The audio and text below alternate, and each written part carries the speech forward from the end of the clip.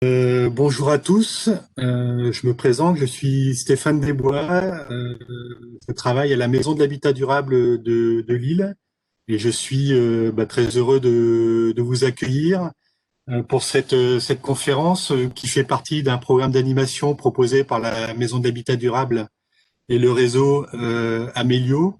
Je reviendrai juste rapidement sur ce qu'est Amélio juste après.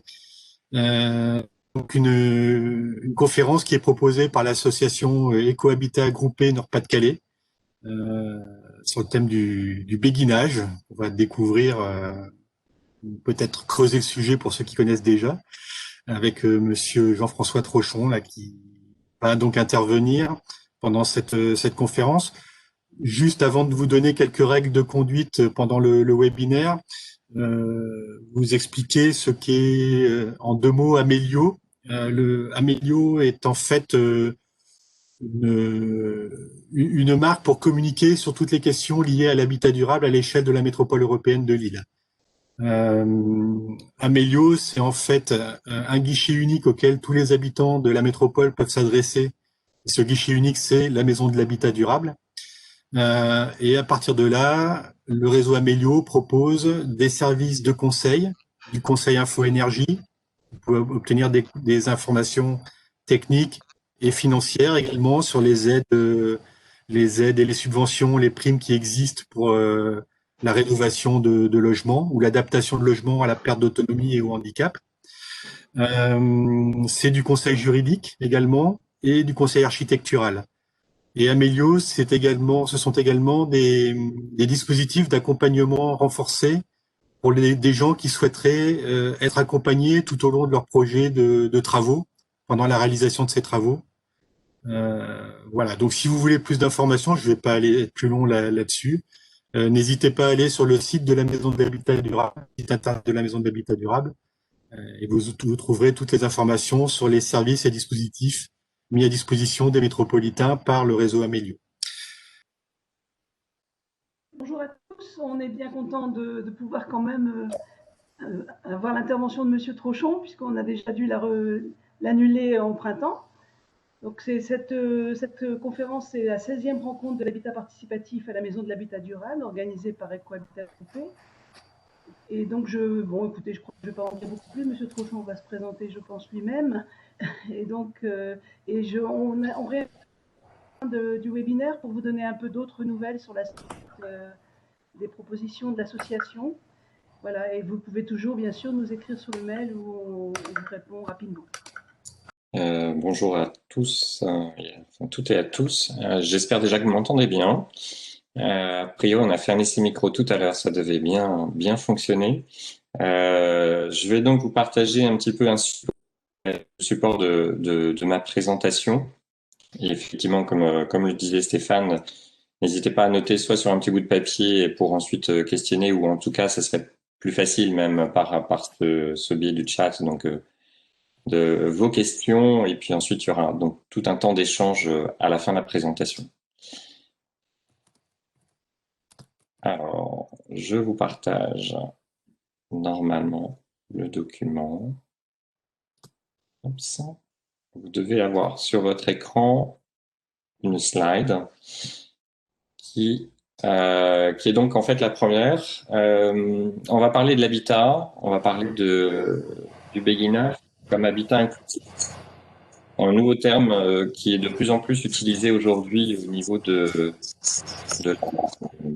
l'ensemble de la démarche d'habitat groupé. Je tenais déjà à remercier en tout cas l'association Écohabitat Groupé de m'avoir proposé d'intervenir, et également la métropole européenne de Lille, par l'intermédiaire de Stéphane, pour nous aider sur le plan technique. Alors, hop. Déjà, je vais me présenter rapidement. Je me présente plutôt comme étant un assembleur de talents et un facilitateur du quotidien.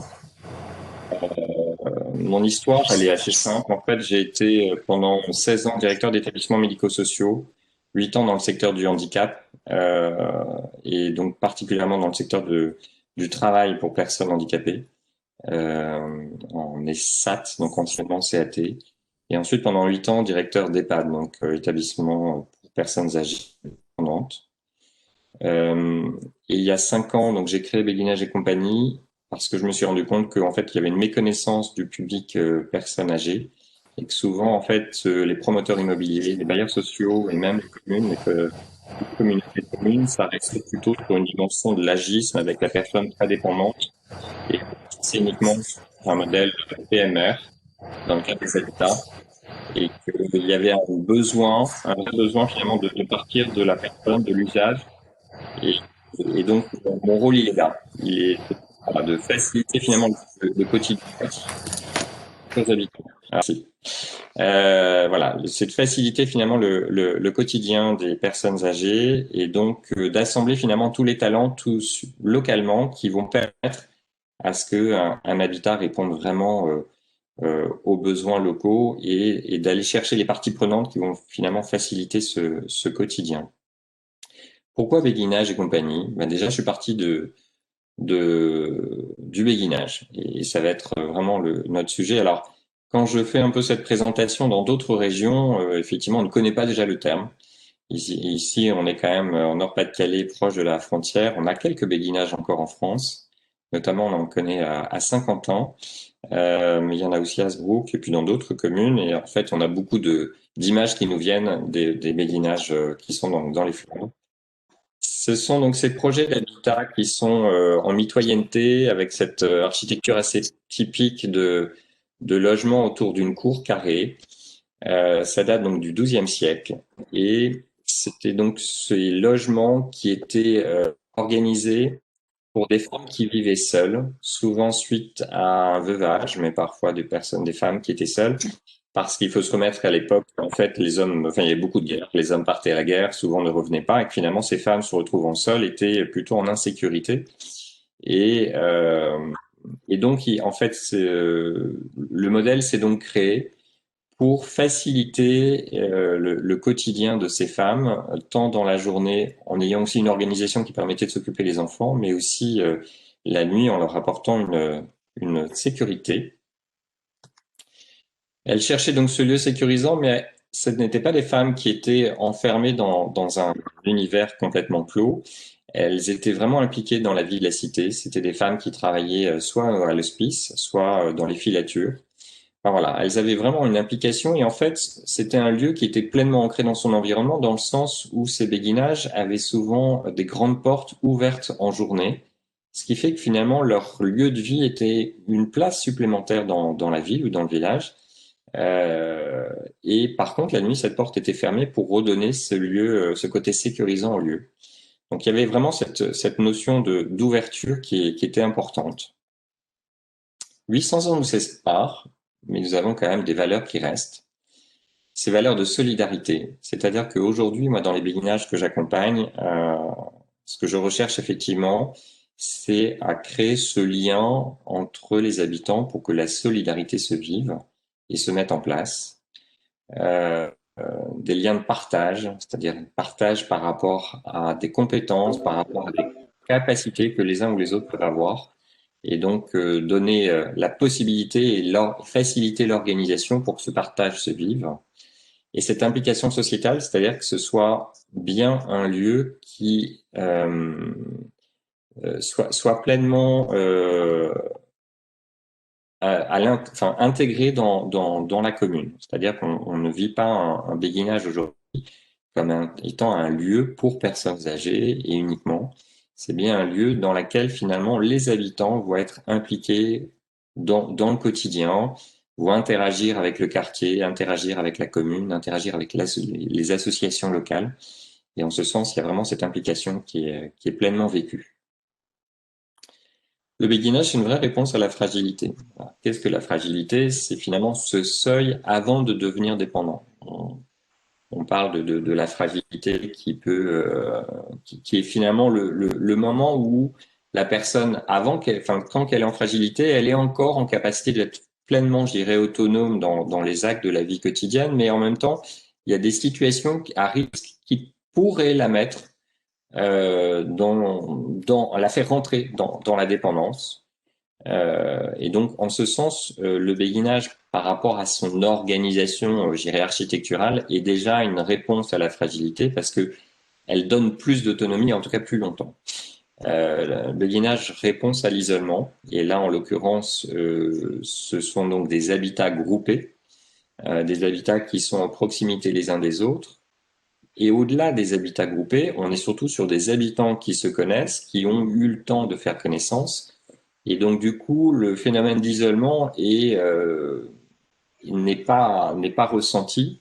Et je peux vous témoigner que pendant la période du Covid, ça a été un élément marquant. C'est que les habitants que j'ai pu accompagner qui vivent aujourd'hui dans le béguinage ont très très bien supporté finalement cette période-là parce que des activités ont continué à se vivre sur les espaces partagés, je pense particulièrement aux espaces extérieurs, en respectant les distances de sécurité, en mettant des masques. Mais en même temps, voilà, il y a un quotidien, il y a un esprit qui est resté là et qui était important.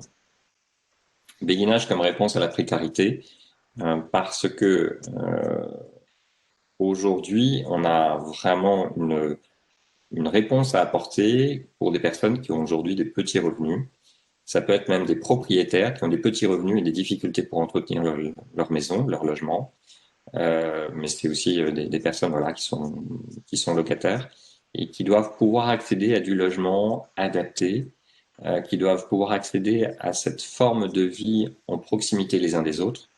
Et en ce sens, moi, je suis très attentif à travailler euh, sur ces habitats qui permettent d'avoir donc des loyers suffisamment bas et des restes et des charges qui sont limitées pour laisser un reste à vivre. C'est un modèle participatif. Dans ce sens, pour moi, le béguinage doit être non pas un habitat, mais plutôt un lieu à vivre, un futur habité. Et donc, du coup, j'accompagne moi les projets systématiquement pour créer du lien social. Là, vous avez cette photo finalement où en fait on vient réfléchir sur l'organisation pratique des espaces extérieurs, des liens avec la ville. Enfin voilà, comment ça se gère. Et en fait, en associant déjà les habitants dans la réflexion, et ils sont pas tous encore prêts à se dire j'ai envie de déménager pour vivre en béguinage. Déjà, on vient de créer du lien, et déjà, on vient apporter une vraie satisfaction dans la relation qui se fait dans ces rencontres. C'est innovant dans sa forme de co-conception, puisque en fait, on a vraiment cette volonté d'associer au plus tôt les habitants dans la construction. Et donc, du coup, c'est réfléchir avec eux sur le modèle architectural. Et ensuite, quand les travaux ont démarré, c'est travailler avec eux sur le volet de la vie sociale ou sociétale. Enfin, voilà, c'est quelle organisation ils vont pouvoir mettre en place pour faciliter cette solidarité, ce bien vieillir chacun à proximité, en respectant son intimité, mais aussi en vivant un projet commun. Et donc, c'est fédérateur. Ça permet aussi à chacun de se rendre compte que finalement, son voisin ou sa voisine qu'on ne connaissait pas forcément vit des choses à neuf parce que la solitude est là, parce qu'on est vraiment sur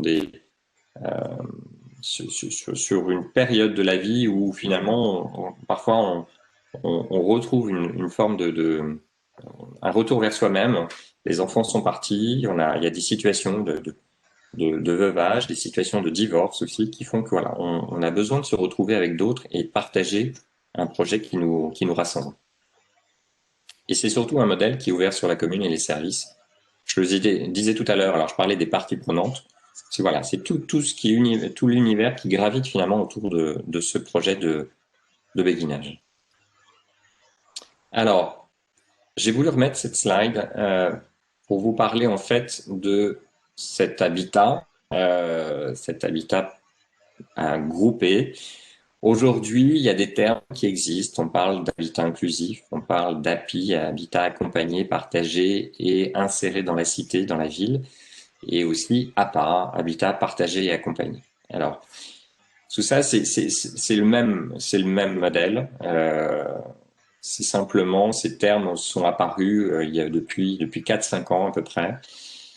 Et le réseau APA, le réseau de l'habitat partagé et accompagné, est un réseau auquel j'ai participé à la fondation il y a donc un peu plus de 3 ans.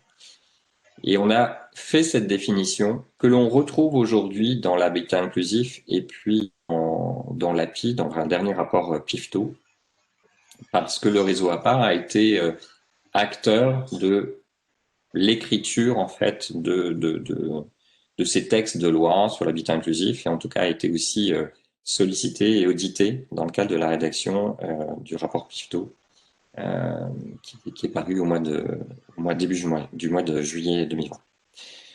Donc notre définition, c'est que l'habitat partagé et accompagné est un domicile privé pour des personnes fragilisées. Alors, quand je dis partagé, ça ne veut pas dire uniquement de la colocation. Donc, en ce sens, le béguinage dans l'habitat en proximité les uns des autres, l'habitat groupé, est bien pour nous ce modèle à part. Quand on dit domicile privé, ça ne veut pas dire que les gens sont propriétaires, mais en tout cas, c'est bien un lieu de vie qui est ajusté, adapté pour des personnes qui sont en fragilité. J'ai donné la définition tout à l'heure. Et privé dans le sens où ça s'oppose aux établissements médico-sociaux. Motivé par une cause commune, des habitants qui vivent en proximité partagent des espaces multiples et des services impliquant l'intervention d'accompagnants professionnels du champ social ou médico-social. Déjà, cette implication n'est pas systématique. Parfois, au début, il n'y aura pas cette implication. Par contre, charge à moi de veiller qu'avant de démarrer un projet de béguinage, on a bien sur le territoire les acteurs qui pourront intervenir, le cas échéant, quand il y aura des besoins. Dans ces espaces multiples et partagés, ce sont la salle de vie commune ou salle de convivialité, enfin voilà, différents termes. Ce sont les espaces extérieurs. Voilà, ça peut être aussi une pièce qui est dédiée, et ça c'est au choix des habitants, une pièce qui est dédiée finalement pour faciliter le quotidien. Ça peut être une buanderie. Sur un projet a été évoqué un atelier. Il y avait pas mal d'hommes qui avaient envie de bricoler, il n'y avait plus de garage, donc ils voulaient faire finalement vivre ce temps de partage-là.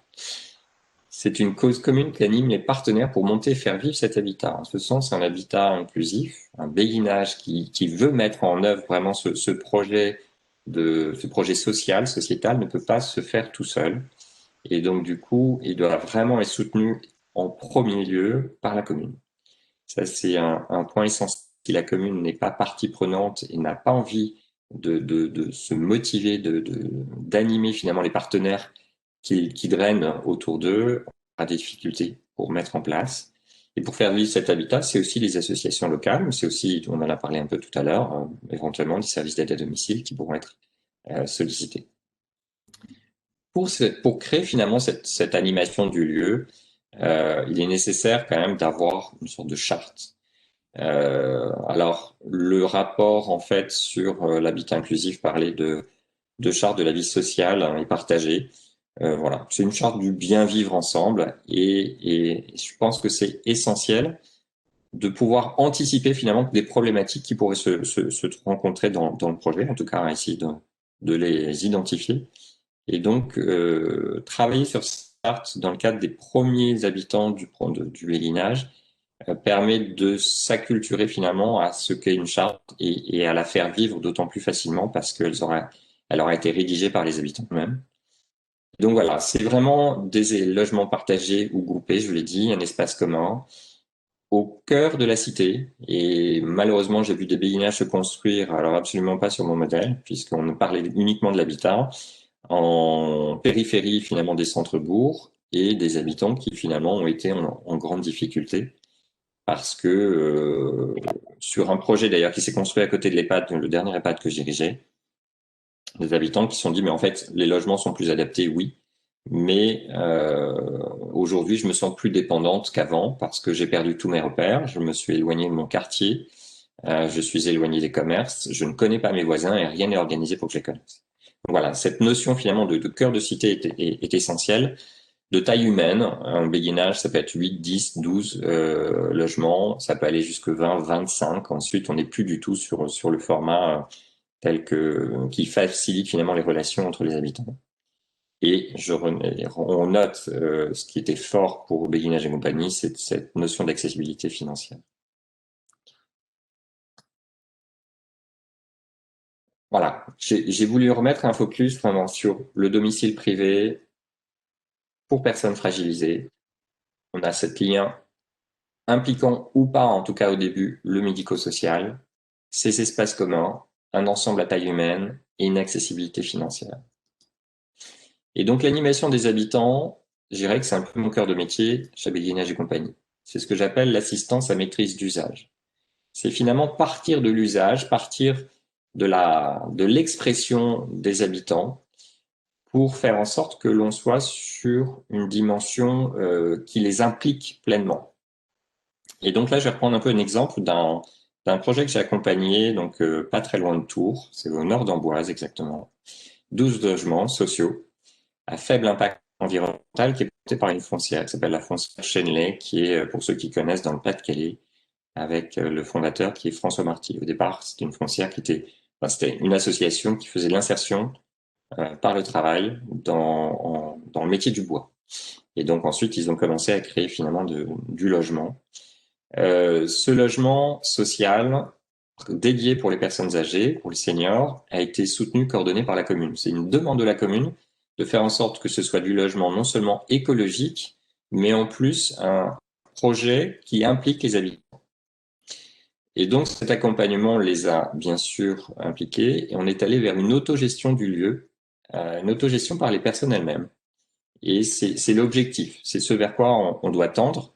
Il n'est pas question d'imaginer d'avoir une personne qui soit à 100% de son temps à être l'animateur du lieu. Non, les habitants ont des choses à dire, des choses à vivre et à partager aux autres. Et ensuite, on va venir s'appuyer sur le réseau local des associations pour maintenir finalement cette dynamique d'habitants. Premier atelier, voilà, je vais pas les détailler tous, hein, mais on pourra en parler si vous voulez. Le premier atelier, c'est déjà faire connaissance et c'est définir quelles sont les priorités. Pourquoi les habitants sont intéressés au projet et en quelle mesure ils ont finalement des attentes. Donc on va venir les exprimer, on va essayer de voir quelles sont les attentes qui sont les plus communes entre chacun.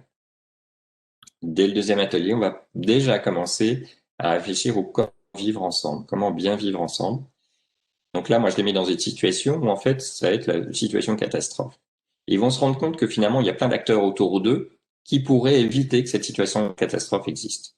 Et donc, ça va être déjà les premiers éléments pour rédiger cette forme de charte. Ensuite, on va travailler sur l'environnement de vie, quels sont les agencements. Donc là, on est à un moment assez ludique. Les habitants, c'est la troisième fois qu'ils se rencontrent, donc il y a plus d'échanges et là de fait travailler avec ses mains de la matière voilà on va commencer à échanger et donc visuellement les habitants sont en capacité de se dire ben voilà mon logement voilà à quoi il pourrait ressembler mais voilà aussi les extérieurs et qu'est-ce que l'on pourrait y faire et comment on pourrait le faire et qu'est-ce que j'aime et donc il y a plein de choses qui sortent qui sont vraiment intéressantes et là il y a des habitants qui nous disent déjà après ces premières réunions, je m'aperçois que c'est une chance d'être dans le projet. Ils perçoivent les valeurs d'entraide, d'échange, de solidarité, donc, et c'est rassurant. Et on va plus loin. Alors ensuite, on va découvrir les lieux parce que les travaux sont en cours en parallèle de ces accompagnements sur les ateliers. Donc, ça permet aussi de se projeter d'autant plus. On va compléter cette charte du bien vivre ensemble. On va réfléchir à éventuellement créer une association des locataires ou une association des habitants. Selon les projets, il y a un souhait de le faire ou il n'y a pas. Et donc ça, c'est vraiment, voilà. Chaque fois, en fait, on ajuste, on adapte le projet. Ensuite, c'est réfléchir qu'est-ce que j'aime faire, qu'est-ce que j'ai envie de partager dans ce que j'aime faire, pour se rendre compte que chacun peut apporter au groupe et le groupe peut apporter aux autres. Et donc là, voilà, c'est un petit peu se mettre dans des situations vraiment de se projeter et d'imaginer ce que le lendemain d'avoir déposé ces cartons, on pourra faire ensemble. Et là, la mayonnaise entre nous, je ne le pensais pas au début. C'est vrai que travailler ce type de projet, c'est pas forcément évident. Certains viennent avec une réticence. Il y en a certains qui, après 2 ateliers, abandonnent en se disant c'est pas fait pour moi. Et d'autres continuent. Et voilà, ils se disent que l'entraide est possible entre nous et c'est rassurant. Donc il y a vraiment cette notion de rassurance qui est là et qui va aussi faciliter l'idée de non seulement du déménager, voilà, on sait au début qu'on risque de rentrer, en rentrant dans le projet, on va quitter aussi un univers ou une maison où on a vécu pendant 30, 40, 50 ans. Et donc, c'est tout ça qui me permet d'avancer. C'est travailler sur le nom de l'association. Là, en l'occurrence, sur ce projet-là, il y a eu toute une organisation qui a été faite aussi avec le paysagiste pour pouvoir ajuster au plus près des attentes, des besoins, le projet extérieur. Et enfin, une validation, un film rétrospectif que j'ai pu faire avant l'inauguration. Donc voilà, tout ça, c'est des restitutions aussi qui se font. C'est beaucoup d'émotions dans une dernière rencontre où les habitants restituent à la mairie ce qu'ils ont vécu. Des termes qui sont « je suis pressée d'emménager »,« je suis débordée mais heureuse ».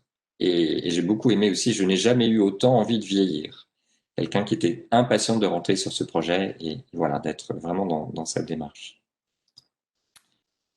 Donc ça, c'était un projet, donc c'était sur une autre région. Aujourd'hui, je travaille avec 3 foncières, en particulièrement 2 avec lesquelles j'ai démarré. C'est la foncière Chénet dont j'ai présenté le premier projet, une autre foncière qui s'appelle Béguinage Solidaire. Enfin, c'est porté par l'association Béguinage Solidaire.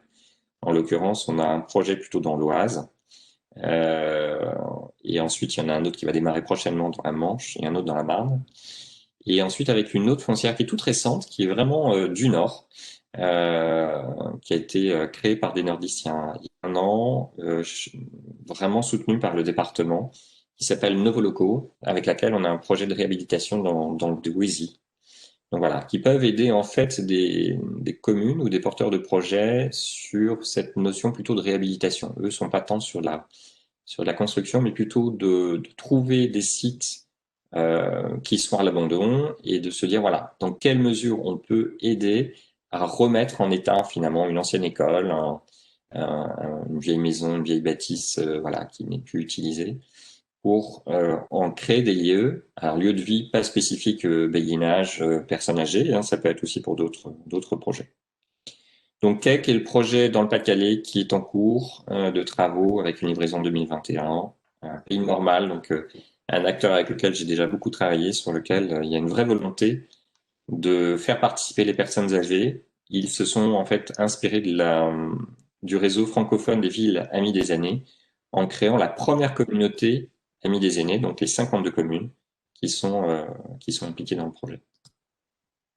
Donc pour moi, un projet de béguinage, c'est avant tout des temps de rencontres, des rencontres collectives et des rencontres individuelles, parce que quand les gens ont envie de s'engager dans le projet pour y vivre, je les rencontre systématiquement, individuellement. C'est donc des temps de connaissances réciproques, c'est des temps de co-création, c'est aussi des temps de convivialité. Je peux vous assurer que quand je retrouve les futurs habitants, il y a vraiment du plaisir à se retrouver, il y a des fous rires, il y a aussi de l'émotion, parce qu'il y a des choses lourdes qui sont parfois portées par les personnes et qui s'expriment. C'est des temps de réflexion, c'est des temps d'écriture du projet en commun. Et du coup, à la fin, on arrive sur ce temps de l'installation. Ils aiment bien dire de chez moi et chez nous. Voilà, dans ce respect de l'intimité de chacun et en même temps cet espace partagé. Voilà. Beaucoup disent qu'en fait, ils trouvent là une grande famille. Et donc, c'est certainement ce que je retiens le plus de ces projets, c'est que finalement, ça relance des vraies relations entre les habitants qui ont du plaisir, voilà, et qui se projettent volontiers dans un avenir plutôt sympa, et c'est vraiment ça que j'aime. Merci beaucoup pour cette présentation fort claire. Alors, au début, il n'y avait pas beaucoup de questions, et puis là, on a un flot de questions, donc le sujet intéresse. Alors, première question, comment s'initie un projet de béguinage? Alors, comment ça s'initie? Souvent, aujourd'hui, c'est quand même des collectivités locales ou voilà, qui réfléchissent sur créer de l'habitat aux personnes âgées et qui du coup se posent des questions sur comment faire. Et c'est comme ça que le projet démarre, autour d'une réunion publique. Voilà, essayer de faire un petit peu sortir des choses. Et là, il y a des habitants qui se disent, bah, tiens, pourquoi pas, j'ai envie d'y réfléchir. Et donc, c'est finalement fédérer ces habitants autour du projet. Le plus souvent, c'est comme ça que ça fonctionne. Parfois, on est sur un modèle qui est le porteur de projet lui-même, qui est déjà en association ou pas, qui a envie de créer de l'habitat partagé, groupé pour personnes âgées, qui donc du coup a besoin d'être accompagné pour aller rencontrer la commune. Parce que, comme je disais tout à l'heure, sans la commune, on n'arrive pas à avancer. Donc voilà, il y a deux modèles. Il y a plusieurs questions qui tournent un peu du même thème, c'est comment se fédèrent finalement les demandeurs, comment on repère les futurs occupants, les futurs habitants en amont. Voilà. Alors, en général, quand je suis sollicité moi par une commune, je demande systématiquement d'organiser une réunion publique à laquelle je propose d'inviter les personnes de 65 ans et plus. Alors, c'est un peu arbitraire. Euh, on est quand même sur un seuil où les personnes donc voilà sont retraitées. Euh, c'est comme ça que finalement se lance un petit peu le projet. Ça permet aussi de voir quelle est l'appétence des habitants au projet, dans quelle mesure ils se disent oui, tiens, finalement un habitat groupé ça aurait du sens, pourquoi pas. Et puis c'est là aussi où je recueille des informations sur la typologie du logement. Voilà, est-ce que la notion d'être sur un habitat qui soit plutôt écologique, est-ce que c'est des choses qui apparaissent? Et selon les communes, ça apparaît plus ou moins. Est-ce que ensuite, en étudiant davantage, et puis je propose aussi des entretiens individuels dès cette étape-là, est-ce qu'on est sur du niveau très social, peu social ou pas social du tout? Parfois, il y a des habitants qui sont là et qui se disent, est-ce que je peux faire de l'investissement? Est-ce que je peux acheter pour mon compte? Voilà. Donc, toutes ces questions sont évoquées. Et suite à aux conclusions auxquelles on arrive, donc après la réunion publique, et puis moi je vais chercher d'autres informations pour voir voilà quelles sont les parties prenantes mobilisables, quels sont les services médicaux à disposition, quelle est la dynamique de la commune. Si on a envie de partir sur un projet, donc là on repart sur une autre réunion publique qui est un peu plus ciblée, sur lequel on veut avancer sur le projet en relation déjà ou pas avec un bailleur social ou une foncière. Qui s'occupe de rencontre. Enfin, je- la rencontre sur la dernière partie, hein, quand voilà, les travaux ont déjà démarré et que là, on va aller finalement plus cibler les habitants qui ont envie de s'engager dans le projet pour y vivre. Moi, je les rencontre systématiquement en individuel. Quand je dis en individuel, c'est avec toujours un représentant de la mairie. Pour moi, c'est important de travailler de pair avec alors ça peut être l'adjoint en charge des personnes âgées, ça peut être le CCAS, hein, mais c'est important qu'ils soient pleinement impliqués pour parce qu'ils ont aussi des informations que moi je n'ai pas. Et puis voilà, on a une décision qui est prise ensemble. Alors quand je dis une décision, alors attention, moi je ne décide pas, je préconise. C'est-à-dire qu'il y a des fois sur certains projets, il y a des personnes que j'ai vues venir qui étaient uniquement dans une optique de consommateur, c'est-à-dire super, c'est un habitat groupé, donc du coup ben, ma maman va être super bien parce que tout le monde va s'occuper d'elle. Et donc du coup, entre guillemets, j'aurais pu à m'en occuper parce que l'enfant, le fils, voulait absolument participer à la rencontre, prétextant que sa maman n'entendait plus rien, quoi que ce soit. Et donc là, je mets en alerte en disant, c'est pas le projet, c'est pas le projet du béguinage. Les voisins ne doivent pas devenir des grands aidants. Ils doivent rester à leur place de voisins avec une entraide effectivement, mais donc c'est là et c'est là où moi j'ai ce seuil de vigilance. Ensuite, comme on est sur du logement social, on a aussi de toute façon la nécessité d'avoir tous les éléments financiers pour voir les niveaux de ressources et s'assurer que les personnes rentrent par rapport au plafond de ressources pour le choix de la personne. Après, il n'est pas question non plus de dire ça n'est que pour des personnes qui sont en très grande autonomie. Des gens qui sont déjà avec une dépendance évolutive ou pas peuvent rentrer dans ce type de projet. Pour exemple, sur le projet de Nazel, il y a un monsieur qui est rentré, qui avait 89 ans, veuf depuis 3 ans, grosse déficience visuelle, n'entendant pas très bien. Certains se sont dit, est-ce qu'il doit rentrer dans le projet? Et en fait, après l'entretien individuel, je me suis dit que oui, parce que c'était quelqu'un qui avait une grande capacité euh, de recul sur lui-même, sur sa vie, sur sa perte d'autonomie, et cet humour, en fait, était très communicatif. Et aujourd'hui, en fait, c'est un monsieur en plus, alors qu'il y a beaucoup de femmes qui sont sur ce projet. Euh, et ben c'est quelqu'un, c'est un peu la coqueluche du lieu. Et les gens qui ont besoin de parler viennent facilement le voir. Comme il ne voit pas grand-chose, il se déplace pas beaucoup à l'extérieur. Il est toujours là. Une bonne oreille, bonne écoute. Et voilà, c'est un côté très, très fédérateur finalement pour le projet. Pour rebondir un peu sur ce que vous venez de dire, finalement sur les personnes qui deviennent dépendantes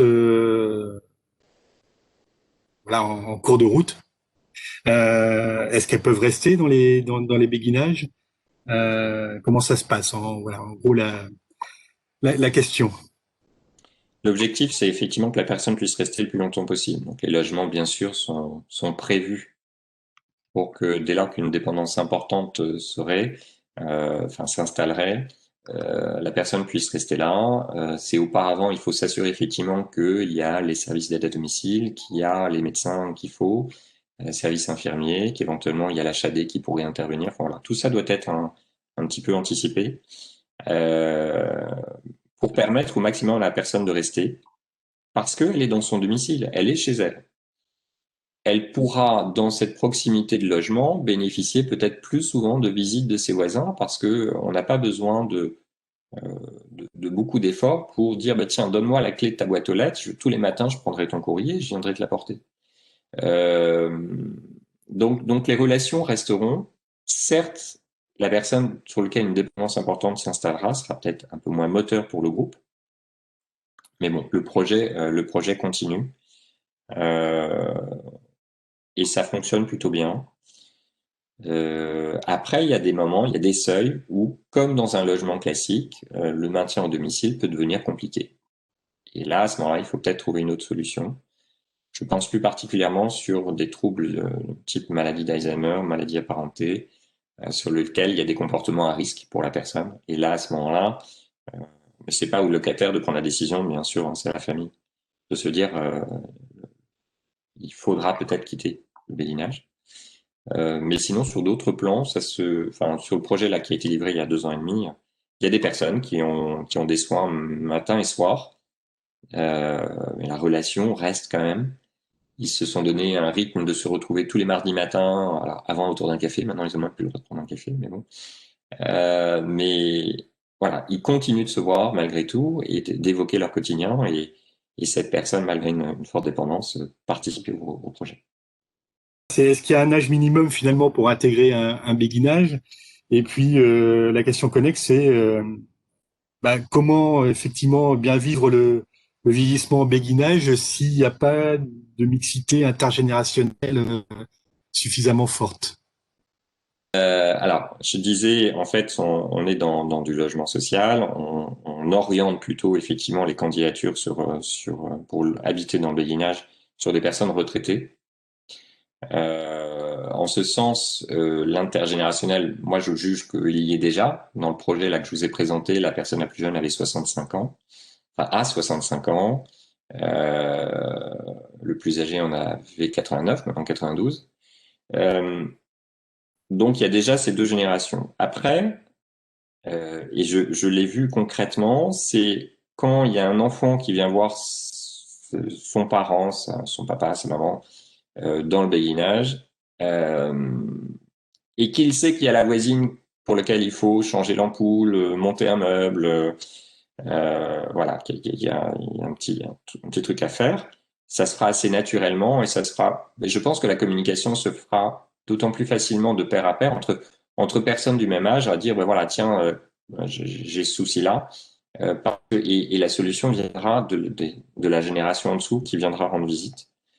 Euh, Parallèlement à ça, et ça a été flagrant là sur le projet accompagné, finalement toutes ces personnes de 65 ans et plus ont organisé sur le quartier la fête des voisins, 3 mois après leur installation, fête des voisins qui n'avait jamais eu lieu.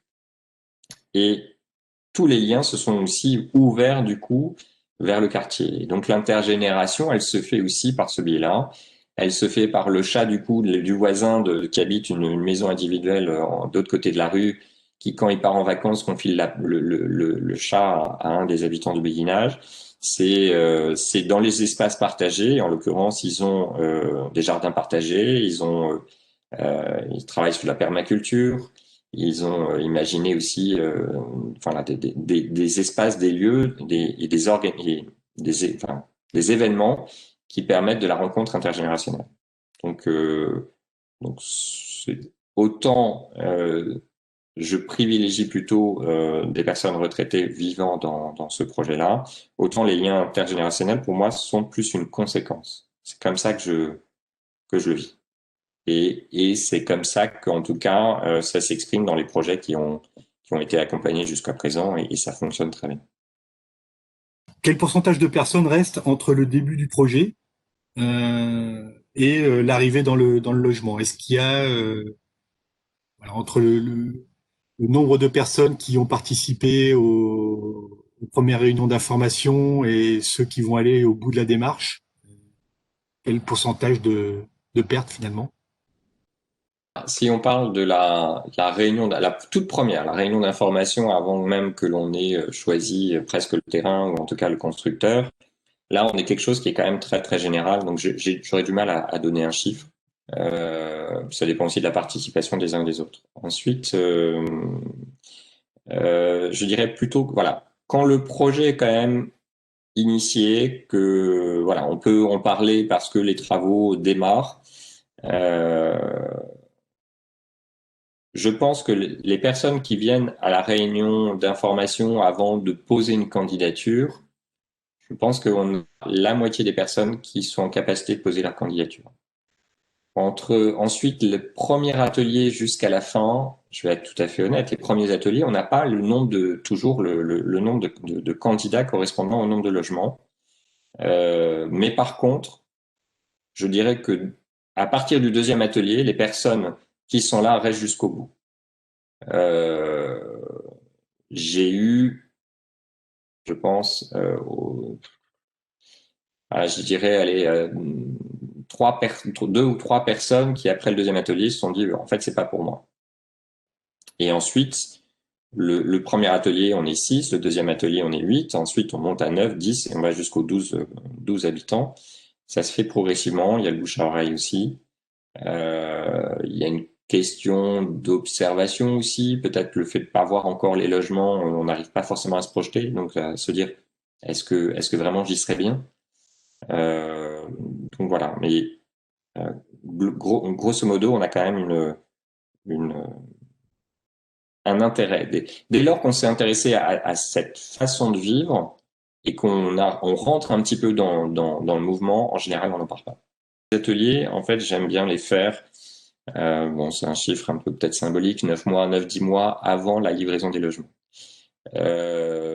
Pourquoi? Parce que le temps n'est pas le même entre quand on fait de la construction et quand on est en attente d'un lieu de vie. Et que pour le coup, je pense que si jamais je démarrais beaucoup plus tôt, je risquerais de perdre des habitants parce que des soucis de santé arrivent, parce que du coup des questionnements, parce que voilà, différentes choses. Donc je suis plutôt sur cette fourchette de temps. Et ça suffit. Et en fait, c'est suffisant pour créer finalement la cohésion entre les habitants. Partir sur un projet qui est concret parce que parallèlement à ça, les murs se montent et on peut visiter ces logements et avoir le temps ensuite de se préparer à organiser son déménagement. Parfois, il y a une réflexion, c'est pour vendre la maison quand les gens sont propriétaires. Donc, il y a quand même pas mal de choses qui se mettent en route à ce moment-là. Donc, on est vraiment plutôt sur cette dimension-là. Voilà. Je sais pas si je dois compléter, mais je pense que je suis assez clair. J'espère. C'était clair. Une série de questions. Alors là, on va rentrer dans le pratico-pratique. Alors, est-ce que les habitants sont concertés lors de la construction du logement et dans quelle mesure ils ont leur mot à dire sur l'aménagement intérieur du logement? Alors en fait, ça dépend en fait des projets. De plus en plus, moi, j'aime associer les habitants dans la première phase. Hein. Quand vous aviez vu cette photo là où on voyait finalement la maquette. J'aime bien réfléchir effectivement avec les habitants. Et là, c'est pas forcément uniquement les habitants qui se projettent à vivre dans le béguinage, et bien plus finalement des personnes qui s'intéressent finalement à l'urbanisme de leur commune, au quartier, là où pourrait s'implanter le projet, etc. Donc ça, j'aime bien le faire. Ça peut malheureusement pas se faire toujours. Ça dépend comment s'engage aussi la commune dans le projet. Euh, Est-ce qu'elle a vraiment envie d'avoir cette dimension participative et pleinement citoyenne ou pas? Parce que toutes les communes n'ont pas forcément soit cette envie, ou en tout cas peut-être la personne qui peut être moteur et disponible pour faire ça. Ensuite, il y a aussi quand même, faut pas se leurrer. Alors, donc là, j'ai cité que je travaillais avec des foncières. Parfois, je suis sur des projets sur lesquels d'appel à projets de communes un peu plus grandes avec un bailleur social. Et là, en l'occurrence, c'est très segmenté, enfin souvent segmenté entre le service construction, le service euh, clientèle locataire et service relations enfin commercial plutôt, je dirais, pour aller chercher ces projets. Et donc, ces liens sont pas forcément faciles à établir. Mais selon bailleur, il y en a certains qui disent ah non mais moi je veux absolument que non seulement vous Jean-François vous participiez au projet de configuration architecturale avec l'architecte, mais en plus je veux y associer des habitants. Et puis il y en a d'autres qui disent non non seul vous avez votre regard, mais l'architecte il a aussi ses compétences et on ajustera après. Donc voilà, c'est très variable. En fait, il y a des fois ces projets sont portés on est encore parfois dans le raisonnement d'avant, qui est de dire on construit du logement et ensuite on va chercher les futurs occupants. Et donc parfois les communes ont encore ce type de réaction. Et je trouve que, enfin moi j'ai vu une nette évolution depuis 2 ans. Je pense que cette première journée sur l'habitat inclusif a participé largement à ça. C'est qu'aujourd'hui quand même les communes ont davantage cette envie de faire participer les habitants au projet. On parle aussi, voilà, le conseil des sages. Donc, c'est dans certaines communes le mettre en place. Enfin, voilà, il y a je pense, plus de volonté finalement de participation citoyenne. Je pense que peut-être ça a été un peu un effet de mode à un moment, et aujourd'hui, ça semble rentrer quand même pas mal dans les habitudes. Ce conseil des résidents, en fait, il se crée spontanément. Alors, j'évoquais parfois, il y a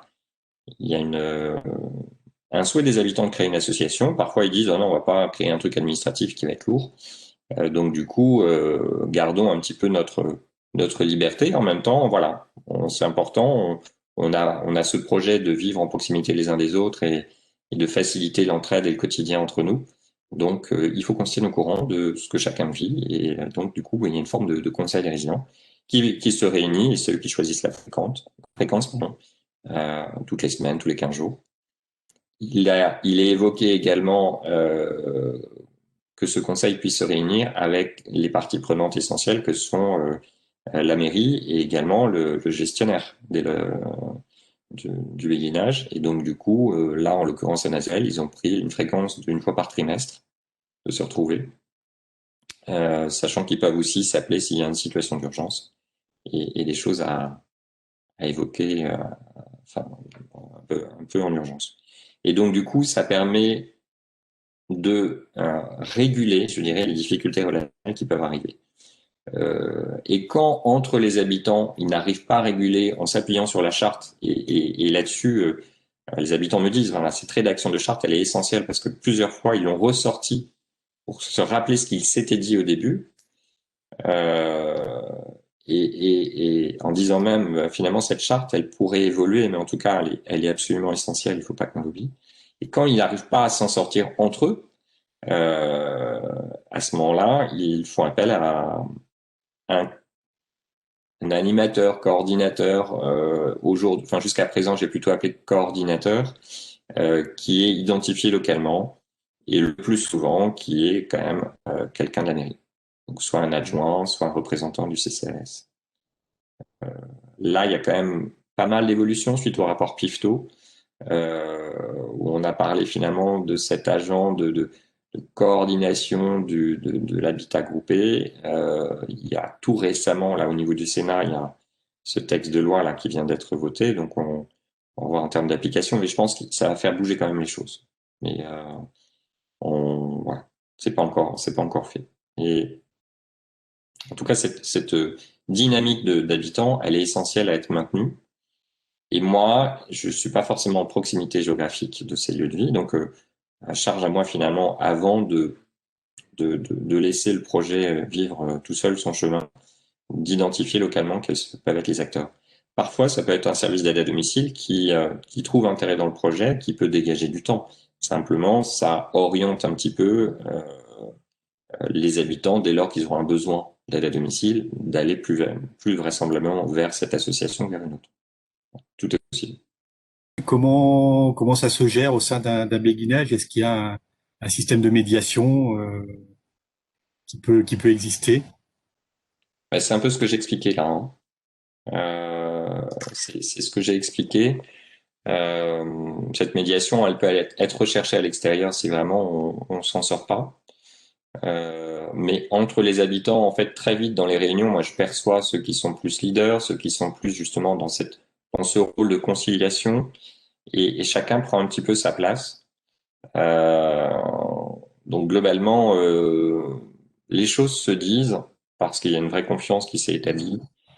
Il y a des relations qui se font aussi naturellement avec les familles. Donc du coup, parfois il y a des situations où bah, ils peuvent aussi, comment dire, contacter les familles pour une situation qui concernerait particulièrement un résident, enfin un habitant, pardon.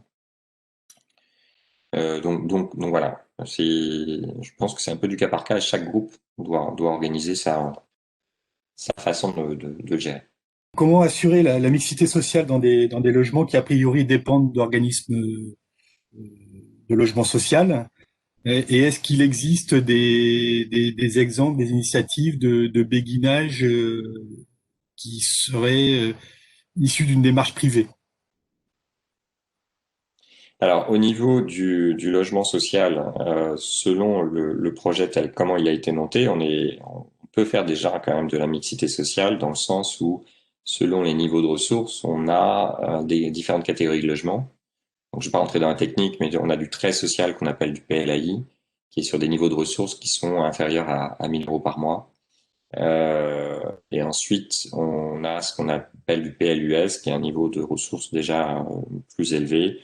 On est plutôt proche des 1000, 1005, 1006. Et ensuite, on a encore un niveau qui s'appelle le PLS, qui est du peu social, mais néanmoins qui permet d'accéder à des loyers qui sont plafonnés. Et ça, c'est au niveau de l'État qui décide, donc le loyer par mètre carré. Et, euh, et donc, du coup, on a déjà cette forme de mixité sociale. Après, je me souviens d'une réunion publique où quelqu'un a dit, attendez, moi, je suis au-dessus des plafonds et en même temps, j'ai envie de vivre ce type de projet. Donc, comment on peut faire? Euh, alors, les bailleurs sociaux ne répondent pas forcément tellement à ça. Ensuite, ça peut être se dire, ben, finalement, vous pouvez participer au projet du béguinage en y habitant à côté, à proximité, parce que c'était déjà des habitants du village. Bon, c'est pas si simple. Ça peut être sinon effectivement un modèle coopératif, et donc là on est sur quelque chose qui est un montage juridique un peu plus complexe. Enfin, d'autres pourraient peut-être mieux en parler que moi autour de la table. Hein. Euh, mais c'est un projet qui s'est monté à côté de Lyon, à Chamarel, qui est donc une coopérative d'habitants sur lequel ils ont voilà plutôt cherché à avoir une diversité au niveau du logement social pour répondre au plus grand nombre. Et en fait, ils ont organisé leur modèle pour que, quels que soient les niveaux de ressources, les personnes puissent vivre ce projet. Alors, ils appellent pas ça béguinage, mais voilà, ils sont je pense que l'esprit quand même est très très proche. Euh, donc ça, pour moi, c'est une solution. Ensuite, est-ce qu'un acteur privé pourrait construire un béguinage? J'ai envie de dire que oui, sauf qu'il répondra pas, entre guillemets, enfin, pas forcément aux critères du logement pour les personnes qui sont avec des petites retraites.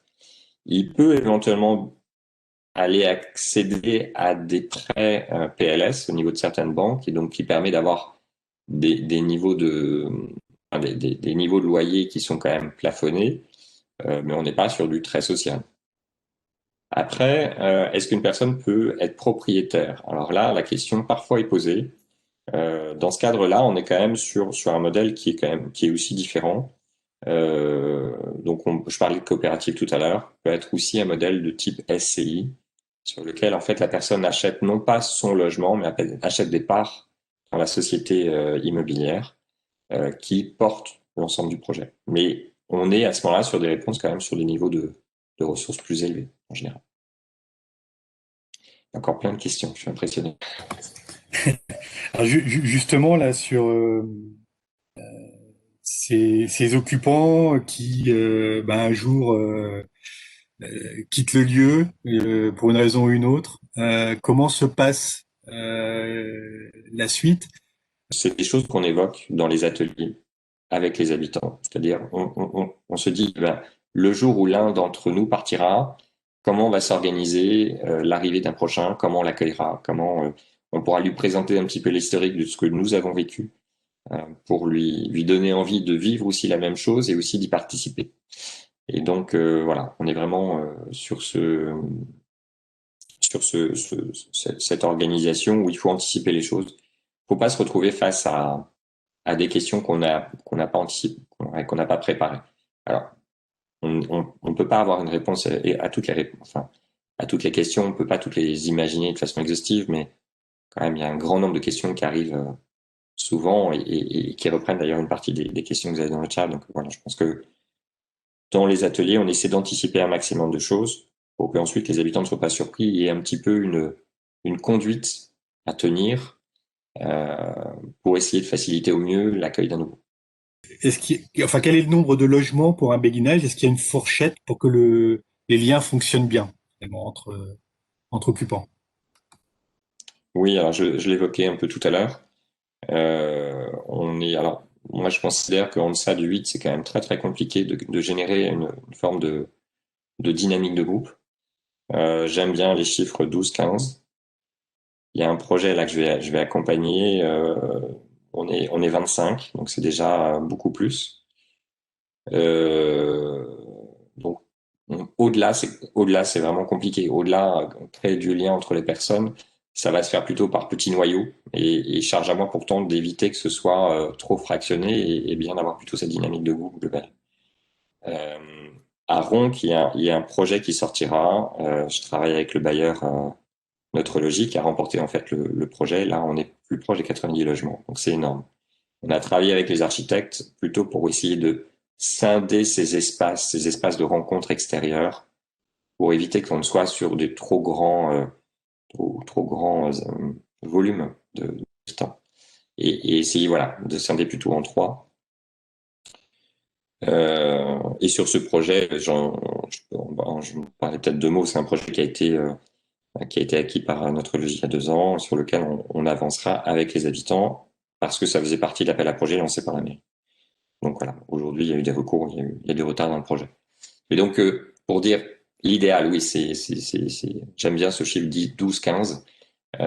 Si jamais c'est plus, il faut travailler vraiment sur permettre de prendre, que les habitants, enfin, que ça prenne corps au niveau des relations entre les habitants.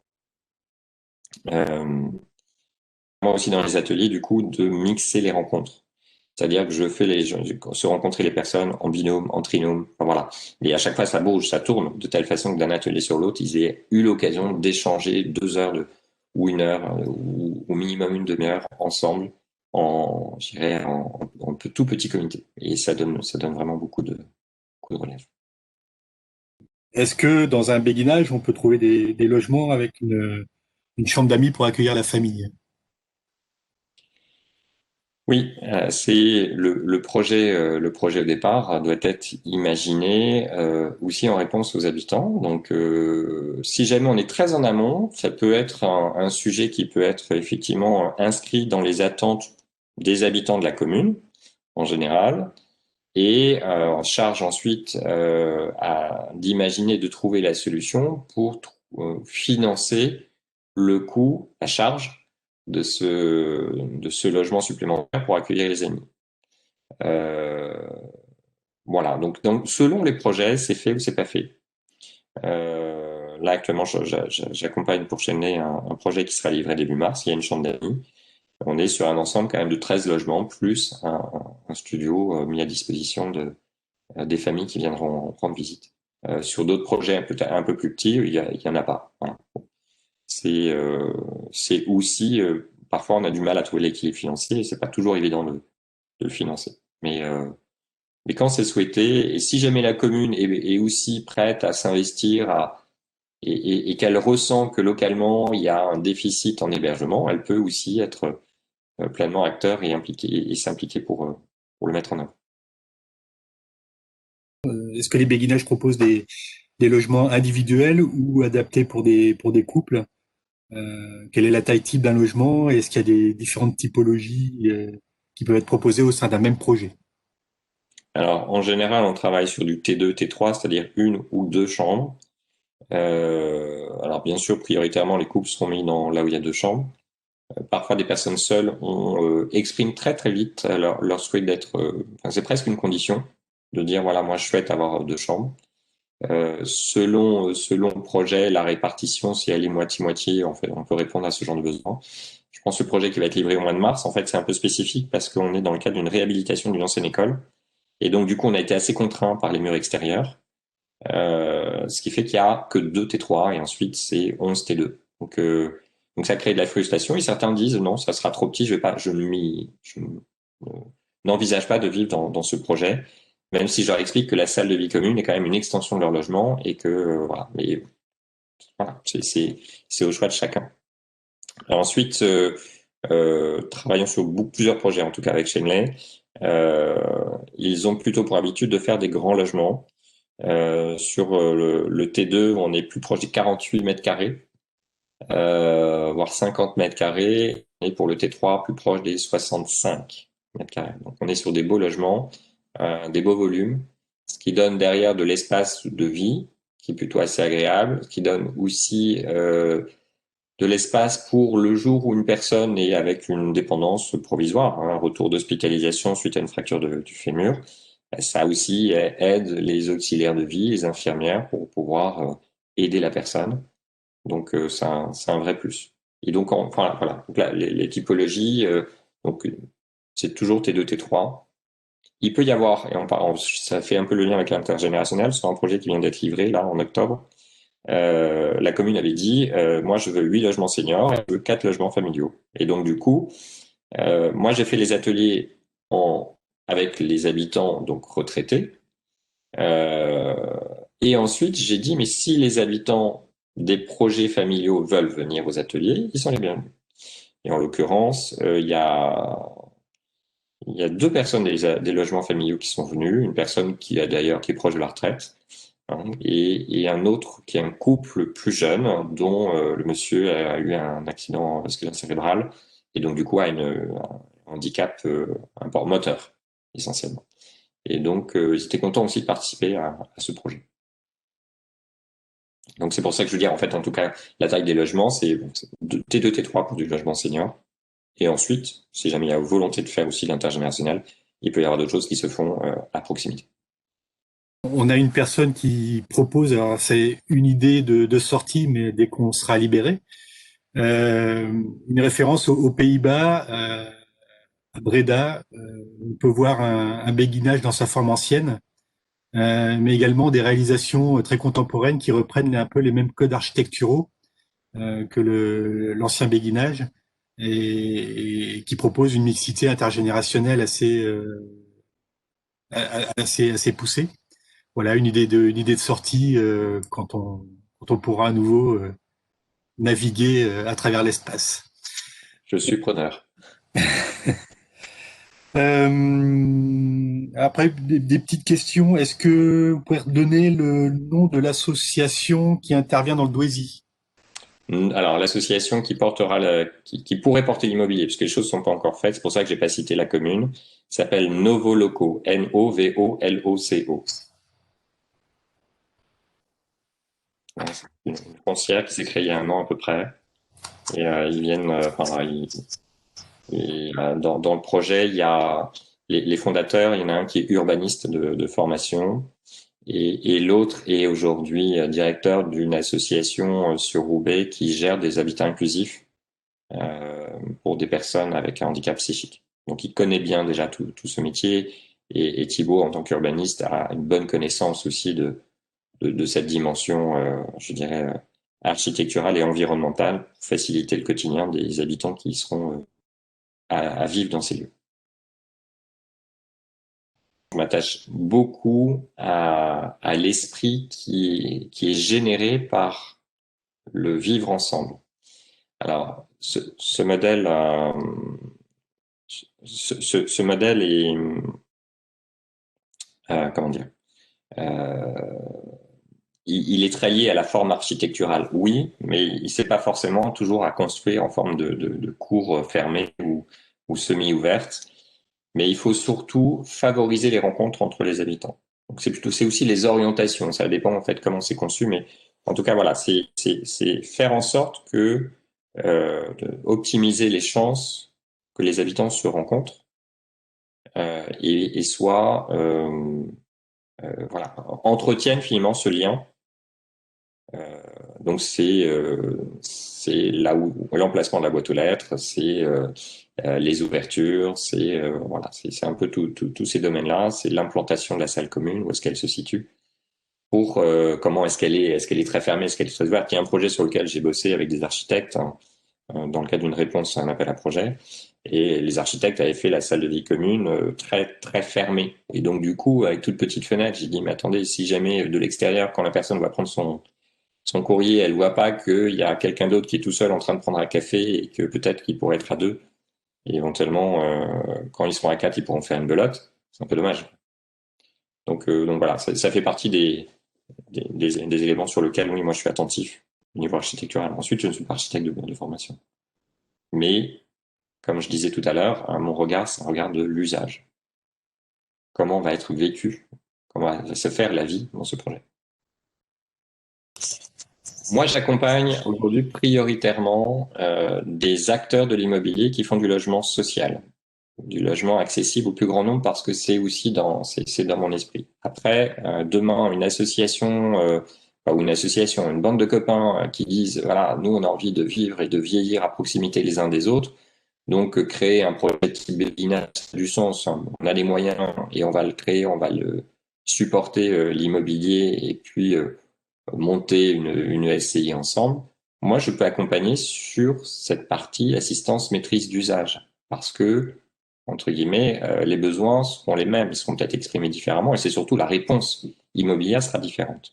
Ensuite, si jamais c'est pour chercher des interlocuteurs pour construire ce type de projet, oui, j'ai créé moi des partenariats avec des acteurs de l'immobilier, de la construction.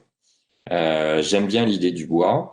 Je connais une architecte qui fait un projet absolument magnifique de maison en bois, maison ossature bois évolutif, c'est-à-dire que on peut très bien imaginer la personne, elle rentre dans ce projet, elle veut deux chambres parce que de temps en temps il y a ses enfants qui viennent. Il y a un moment où elle a une dépendance qui s'installe, elle préférait avoir une seule chambre mais plus grande. Ben on enlève la cloison intermédiaire, etc. C'est des choses qui existent et qui effectivement qui coûtent un peu plus cher que de la construction classique. Donc c'est pas ce que vont chercher les bailleurs sociaux, mais par ailleurs, moi je peux ensuite accompagner ce genre de projet. Oui, tout à fait. Quelqu'un donc a entendu dire que la notion d'habitat inclusif devenait un label, vrai ou faux? Alors faux. Il n'y a pas de label habitat inclusif. Aujourd'hui, il n'y a pas de label. Est-ce qu'il doit y en avoir un? Est-ce qu'il y en a un qui doit être créé? Oui, ça fait partie un petit peu des questions. Ça risque d'être un label en plus. Il y a déjà des labels, les résidences services, enfin comment ça, HSS2, Habitat Service Senior ou Habitat Santé Senior. Enfin voilà, il y a deux modèles en plus qui ont quasiment le même logo, qui existent déjà. Donc, est-ce qu'il faut rajouter encore des labels en plus? Non, je pense pas. Donc aujourd'hui, non, pas de label. Ensuite, nous, au niveau du réseau APA, que je présentais très succinctement, on milite plutôt pour plutôt faire en sorte que on n'oublie pas les valeurs premières de ces habitats inclusifs ou habitats happy maintenant. Et ça, c'est ce plutôt en quoi on milite. Mais il y a une autre association au niveau national, hein, qui aussi, voilà, travaille beaucoup dans ce sens. Donc, je pense on arrivera à. Enfin, notre souhait, c'est d'être un petit peu justement ce référent sur ce type d'habitat et de vérifier finalement l'adéquation entre le projet inclusif et ce qui s'y vit effectivement. Mais non, on ne parle pas de la même. Alors, on a parmi nous, petite info, donc Cécile Vialon, qui annonçait dans le chat au tout début que donc elle nous vient de l'Isère et elle est en train de travailler sur un article pour le journal des retraités de la CFDT de l'Isère, dont le thème est Peut-on éviter l'EHPAD?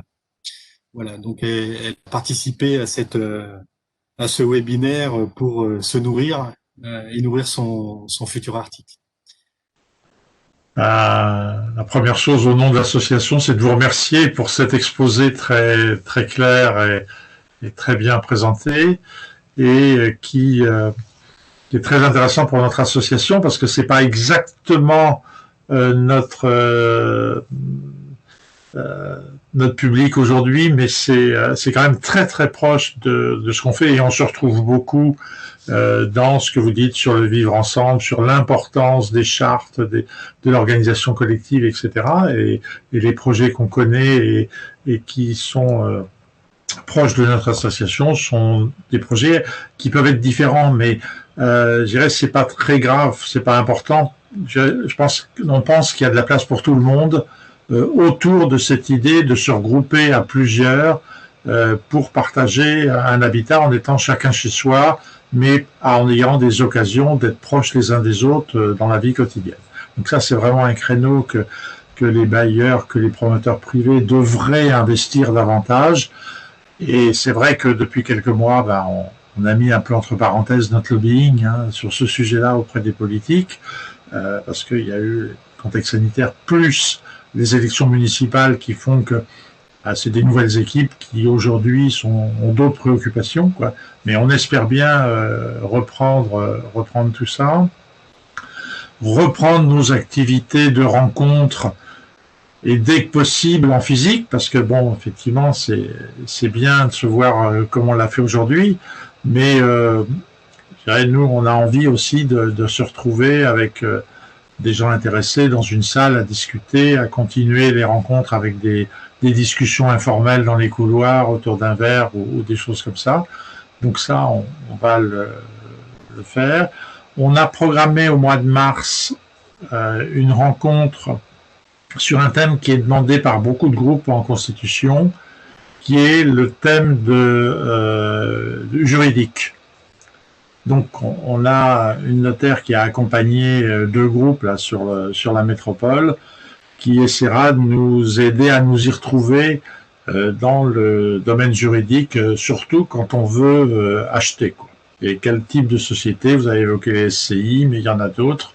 Il y a même plutôt trop de sociétés que pas assez aujourd'hui, et on a des fois du mal à s'y retrouver.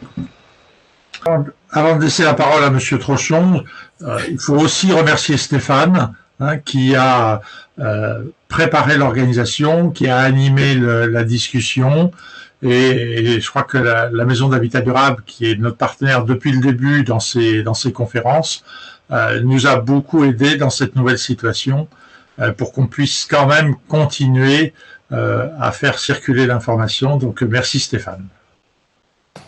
De rien, c'était un plaisir. Ouais, c'était vraiment un plaisir partagé et voilà, je pense que c'était une belle aventure. C'est vrai qu'on s'est posé la question de savoir est-ce qu'on le maintenait en vidéo ou est-ce qu'on le reportait une nouvelle fois. Moi, j'étais ravi de nos échanges. Voilà, très intéressé par votre regard, vos questions aussi et voilà, ça donne envie d'aller encore plus loin. En tout cas, je reste à votre disposition si vous voulez. Vous pouvez me contacter par le site ou page Facebook si vous voulez m'envoyer un message. Et en tout cas, je vous souhaite beaucoup de plaisir dans tous les projets que vous allez faire. Prenez soin de vous.